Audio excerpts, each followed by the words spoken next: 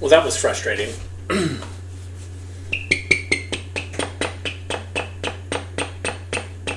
This is my YouTube hammer. I don't think Disney killed it. I think that somebody mentioned that someone, Mary Jo, had used this in a Mystery Science Theater episode, and I'm wondering if that's what has caused the problem. Because in the past, I've been slapped by Shout Factory for that. Alright, so anyways, we're going to move ahead. It's very frustrating, but here is Peddlin Safety.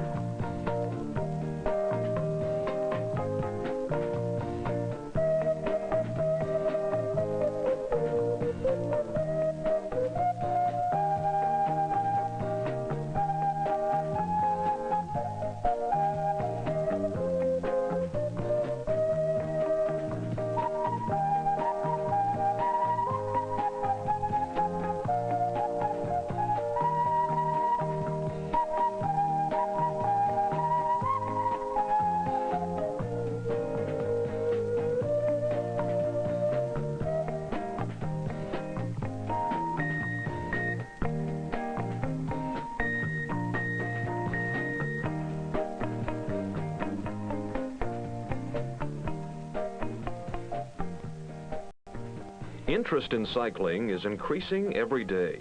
A bike is inexpensive transportation, good recreation, and good exercise.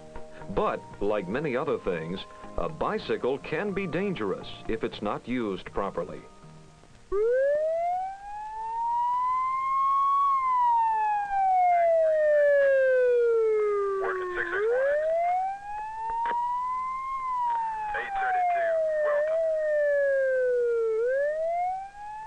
Was struck by a car at the corner of Broad and Valley Streets.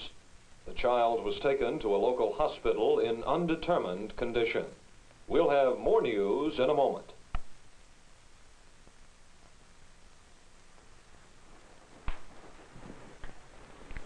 That's why I didn't want you to take your new bike out onto the street until you finished your bike safety course. I think since we all ride bikes, we ought to let Colin tell us what she's learned about bike safety. Okay. Well, what did the man at the bike shop tell you? He said to make sure the bicycle is the right size and to be careful.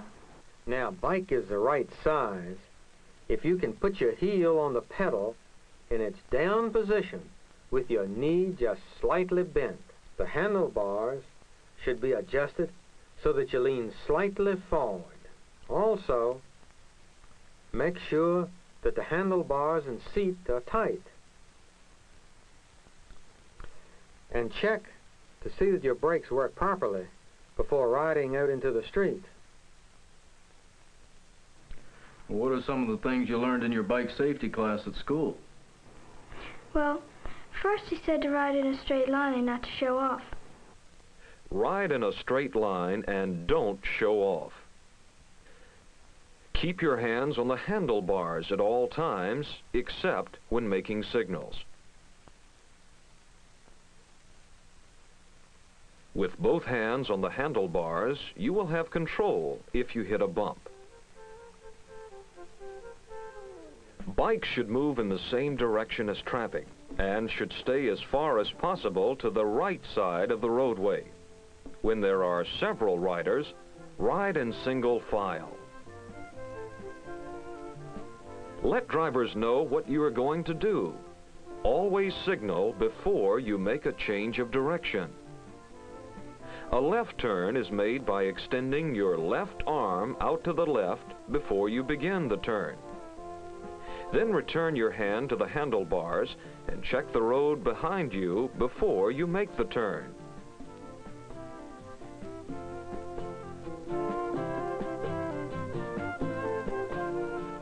Making a right turn, again signal by extending your left arm up at a 45-degree angle. Return your hand to the handlebars and look before the turn is made.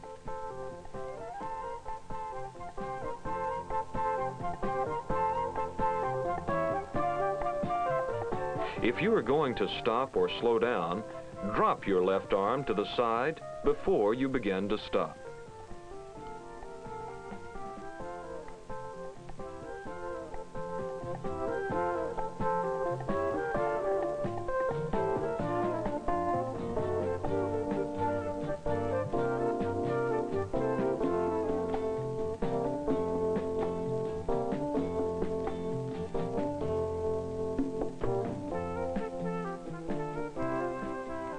When possible, use streets with little traffic. But remember, you must use all the safety practices you would use in heavy traffic. Ride in a straight line. That way, cars will not be surprised by a sudden change of direction, and you will have better control of your bike. When you are riding beside parked cars, watch out for one pulling out from the curb or for someone opening a door. Look ahead. If you see someone getting into a car, you will know he will soon move the car. Or if you see someone parking ahead of you, you will know to be on the lookout for a door opening. Look ahead and try to figure out what drivers are going to do before they do it. Watch cars ahead of you. If the car's signal light comes on, you know he plans to turn. As soon as you see the signal, you can begin to slow down. An excellent piece of safety equipment is a good horn. That way you can signal if you see danger.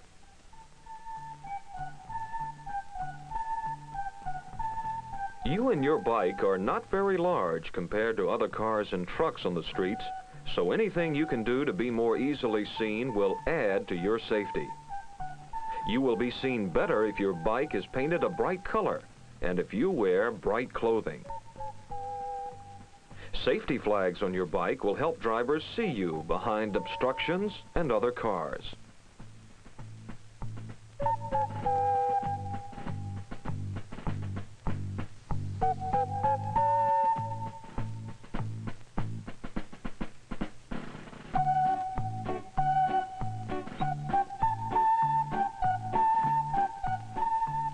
Traffic signs and signals are for bikes just as much as they are for cars. A stop sign means just what it says. Stop, look in both directions, and don't go until it's safe. Stop if the light is red. Do not go into the intersection if the light is already yellow. Stop. After the light turns green, make sure traffic is stopped in both directions before going through the intersection.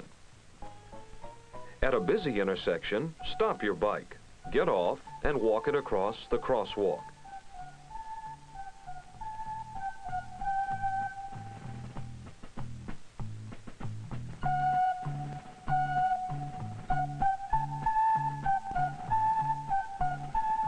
Pedestrians have the right-of-way.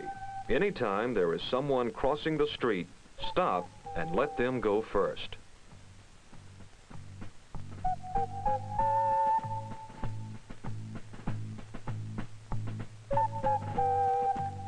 When leaving your bike, park it out of the way.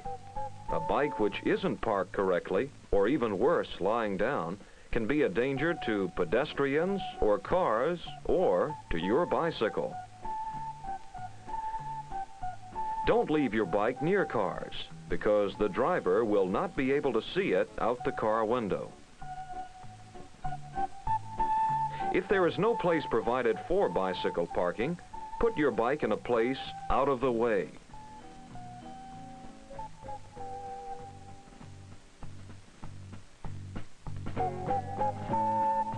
When you leave your bike, put it in a place provided for it and lock it if you can.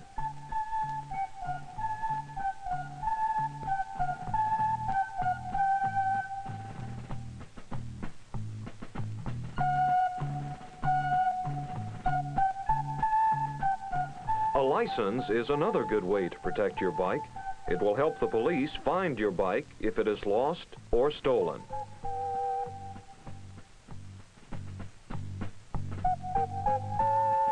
Use a basket if you carry packages. Don't pile things up so that your view is blocked.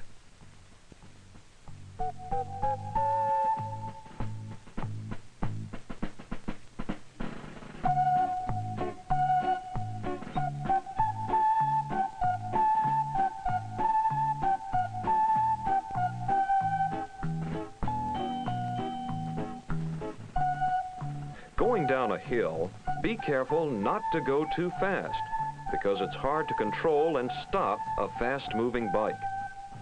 Use the brakes all the way down the hill. Don't wait till you get to the bottom to try and stop. If you cannot go up a hill easily, get off and push your bike.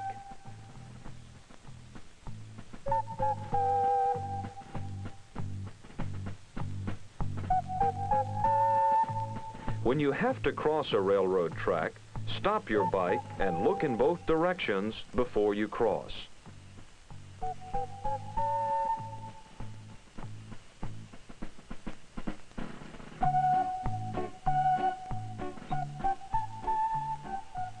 Safety also depends on your knowing how your bike works. If you have a bike with more than one gear, it's important to know how to shift. When you change gears, sit down on the seat before you shift. Then make sure the bike has changed gears before standing up to pedal. Never change gears while standing up. If your bike has handbrakes, you will probably have two controls, one for each hand. One operates the front wheel, the other the back wheel. Always use both brakes at the same time. If only the front brake is used, the bike may flip over or go out of control. If you must ride at night, there are several things that will make night riding safer. Make sure you have good lights. Wear clothing that is light colored. You will probably be able to see the lights from cars long before the driver can see you, so stay out of his way. Remember, to stay safe on your bike, don't show off. Ride in a straight line. Ride on the right side of the road, going in the same direction as traffic. Always use hand signals before turning. Use streets with light traffic when you can. Watch for cars turning in front of you. Obey all signs and signals. Stop for pedestrians. Park your bike out of the way. If you see a train, don't try to beat it. Wait until the train passes. Night riding requires good lights and light-colored clothing. A license is another good way to protect your bike. It will help the police find your bike if it is lost or stolen. Look out for yourself and for others. Bike riding is fun when it is done safely.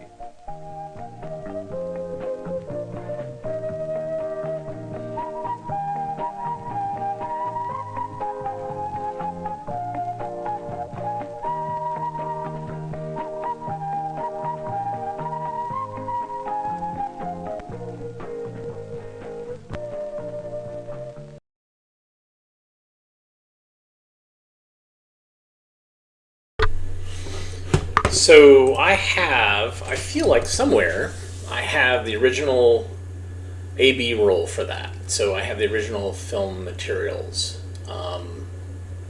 And I don't think we've scanned it yet, but we will. And so at some point, we will have a unscratched version.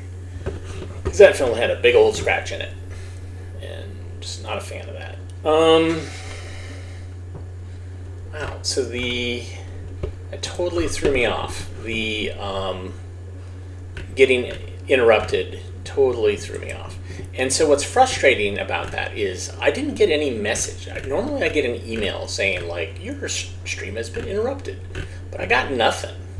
And so it was only when I looked up and I saw the logo that I was like, wait a minute, what just happened?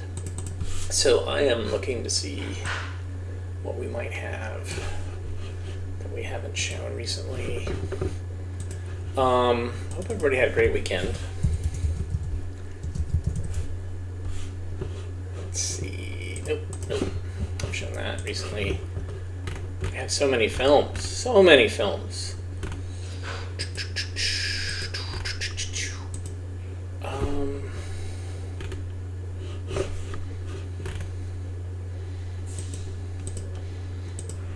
And I don't have my scanner hooked up today because I'm doing some work on that computer. I installed a new operating system, and so that makes everything more annoying. I have one more film to show. I know it's super exciting to have me. Alright, that's what we'll show. Have me typing. Alright. I feel like this is in Devo's Beautiful World video, and this is a black and white version, and it is also scratched to hell, meaning it was shown a lot. And the Devo Beautiful World video is really one of those things that planted a seed in my head about where I'm at now as far as the use of archival footage. So, there you go. Enjoy.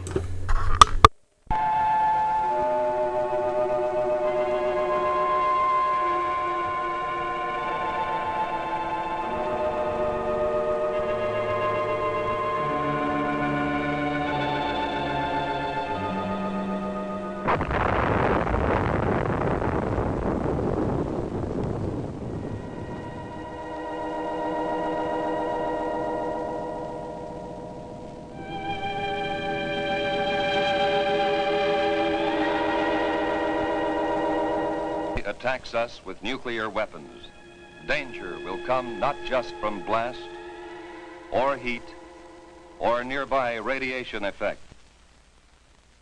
but also from fallout. Fallout which may occur miles and miles away from the blast. You need to know about fallout, what it is, how to detect it, and what to do to protect yourself against it. Everybody needs to know. Yes, this does mean you. Watch and listen. One day, these facts may save your life. What is this fallout, anyhow? Just bits of radioactive fall out of the mushroom cloud of the nuclear explosion and settle on the ground. These bits of matter can be dangerous. You're exposed to some radiation every day from cosmic rays or other natural sources of radiation. These exposures are too small to hurt you. But when a wartime nuclear explosion occurs, a serious fallout follows. Thousands of tons of atomized earth, building materials, rocks, and gases may be thrown into the air. And the mushroom cloud containing them sometimes moves as high as 100,000 feet, nearly 20 miles up. Some of the radioactive particles spill out near the explosion site. Others may be carried for 10, 50, 100 miles or more. But how will you know if there is fallout? You can't hear, smell, taste, or see the radiation. But you yourself can detect the fallout particles that produce it. The easiest time to do this, without special instruments, is when the fallout is settling through the air. This starts any time from about 1/2 hour to several hours after the explosion, depending on how far away you are, and it continues to fall for an hour or longer. Usually you can see the fallout, so if there has been an explosion of a nuclear weapon within a few hundred miles of you, you should suspect every unusual concentration of dust in the air of being fallout. After an explosion in daylight, watch any unusual accumulation of dust. At night, put a white or light-colored plate outside. Examine it every 15 minutes or so. If dust is accumulated on the plate, treat it as fallout. The particles in that fallout behave like miniature X-ray machines, sending out radiation in all directions. If there are many particles, and if you are exposed to them long enough, you will be hurt. Others will be watching for that fallout, of course. Experts will estimate the probable path and speed of approaching fallout and try to keep you posted. But it may come before you hear any details by radio or otherwise. You must take precautions, whether you hear their reports or not. If radio stations are operating, you will hear reports, especially on the Conelrad frequencies 640 or 1240 on your AM dial. As soon as it is safe for specially protected crews to get out into the open, these highly trained civil defense radiation detection teams will make a thorough check of radiation levels and characteristics. Those facts will be relayed to you by radio as fast as they come into civil defense headquarters in your area. Information from the radiation monitoring teams will be combined and analyzed by experts manning a central radiation control point. These experts, who know just how fast harmful radiation reduces in force, can predict when it will be safe for people to come out of shelters and resume normal tasks. We have warned that you may have to act before you get any detailed reports. Just what can you do if fallout comes your way? Find the best shelter you can. The more solid substance you can put between yourself and the fallout, the better.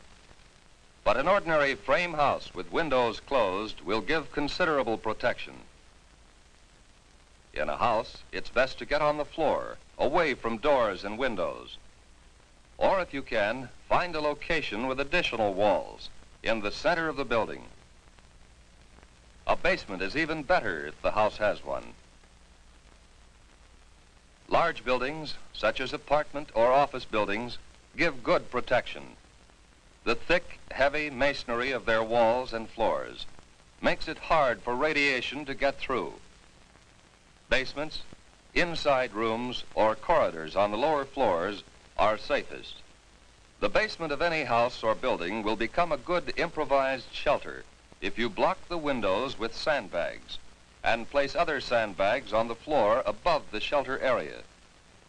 If you don't have sandbags, thick, solid layers of books, magazines or newspapers, or even a series of file cabinets standing close to each other can cut the radiation danger. In some parts of the country, there are storm cellars or outside vegetable storage cellars. They may be used as shelters from fallout. If you plan to use such a cellar or your basement or any other shelter, stock it with food and supplies. To equip and supply your shelter area, you need some of the same things you might take on a vacation camping trip. First, sleeping equipment to fit your shelter area, folding cots, or sleeping bags and blankets. Then, food and water. There should be at least a 2-week supply. You'll want plenty of fruit juices and lots of your family's favorite canned foods. The drinking water supply should be rotated often to be sure it's fresh.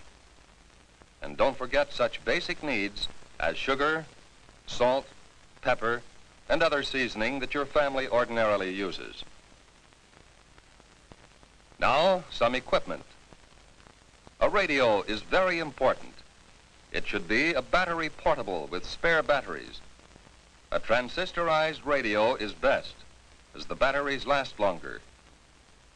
Next, you need light in the form of flashlights and a battery-operated lantern. Then, a good first aid kit. Now, plates, cups, silverware. A can opener and a bottle opener are important. Add to these things enough closed containers to take care of garbage and human waste. Especially if there will be children in the shelter, include some books and magazines, paper and pencils, maybe 1 or 2 small, simple games. The best protection of all is the special shelter built according to specifications of your local civil defense organization. This has an air filter to allow ventilation, but keep dust out. And it has at least 3 feet of earth over it. It would be a good idea to go right now to your local civil defense office to secure plans for the type of shelter you want, and then to get busy on construction. Plans are simple, using standard materials. So maybe you can do the job yourself. But all this special shelter talk won't help very much if you are caught way out on the open road. If that happens, keep driving until you see a building, which may be a house or barn, church or school. Drive as close to the building as you can. Then get yourself and your family out of the car and take cover in the building. If you live on a farm and have sufficient warning, get your animals under cover and give them enough food and water to last several days. And if you can, cover any piles of hay or harvested crops that may be outside. If the explosion has been some miles away, you will have time to fill tubs and other containers with water before fallout arrives. All locations where outside dust does not penetrate will be safe storage points for water. Whatever kind of shelter you find, settle down and make the best of it. If there are others with you, help them by being as calm as you can, and don't be discouraged. You can go out for very brief periods if you are well covered and keep the dust off your skin. Wear heavy boots or shoes and pants tucked in or tied around the bottom to keep dust out. If any dust gets on you, brush it off promptly. And when you have a chance, wash it off. That dust can burn your skin. But what happens if you do get exposed to a great deal of fallout? Food or water has been contaminated by the dust, internal damage may occur. When dust has been left on skin, there will be skin burns. When you have been near dust too long, there may be radiation sickness. Exposure can even cause death. If you have had considerable exposure, you will vomit and grow weak. But after a few hours, this sensation will pass, and by the next day, you may have had the last of it. Even if you have been exposed to excessive fallout, you may eat and drink just as you normally would. But don't force yourself. Whether you have had these symptoms or not, if civil defense radio announcements have said that radiation has been high in your section, keep an eye on your condition for the next few days. Watch especially for these developments in the 2 weeks following exposure. Return of nausea, sore throat, bruise spots developing without any known reason, loss of hair, These conditions, or nosebleed, or diarrhea, should be reported to a doctor or to the nearest first aid station set up under civil defense plans. Unless civil defense teams have warned that your area is still dangerously radioactive, you can get out and work to help yourself and help others. Although fallout can be deadly, your chances of avoiding damage from it are much better if you follow the directions we have given you. During an alert, keep your portable radio tuned to the Conelrad radio frequencies, 640 and 1240 on the AM dial, for the latest reports and advice. Right now, today, before there is an alert, take time to learn the Civil Defense 5 steps to safety. Learn warning signals and what they mean. Learn your community plan for emergency action. Learn protection from radioactive fallout. Learn first aid and home emergency preparedness steps. And learn how to use Conelrad 640 or 1240 on the AM dial for official directions.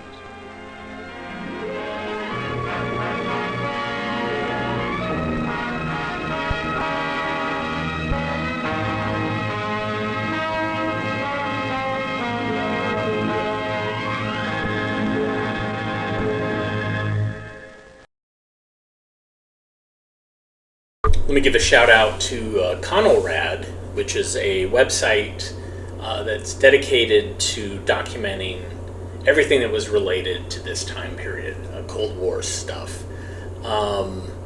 He's written an article, I can't remember his name, quite suddenly, how embarrassing for me.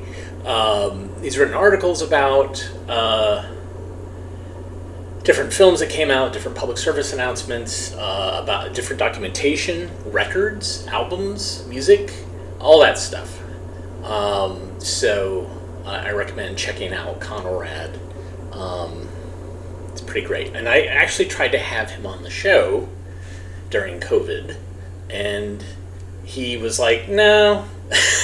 So I think he just didn't want to be on the screen. So anyways, I recommend it. It's pretty great. So I'll be back tomorrow doing a show, and then I'll be on the road up in Long Island for the rest of the week, and will then eventually make my way back on Tuesday. So I've got some stuff planned for us. We will see you soon. Thanks so much, Cam Abride, for donating via the Super Thanks button. You can hit like, subscribe. You can also go to patreon.com/avgeeks, ko-fi.com/avgeeks. These are all great ways to support us. Thanks so much. See you.